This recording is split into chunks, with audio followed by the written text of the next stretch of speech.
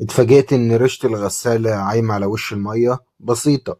بسم الله والحمد لله والصلاة والسلام على رسول الله صلى الله عليه وسلم. السلام عليكم ورحمة الله وبركاته. النهاردة معانا غسالة توب لود ال جي 10 كيلو. كان عميل بيشتكي ان الريشة اتفاجئ بيها ان الريشة بتاعت الغسيل عايمة على وش المية.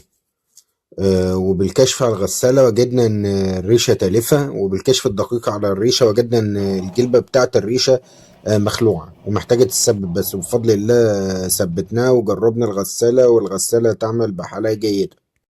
للتواصل على ارقامنا او زياره صفحات غسالتي على السوشيال ميديا او زياره الموقع الالكتروني غسالتي.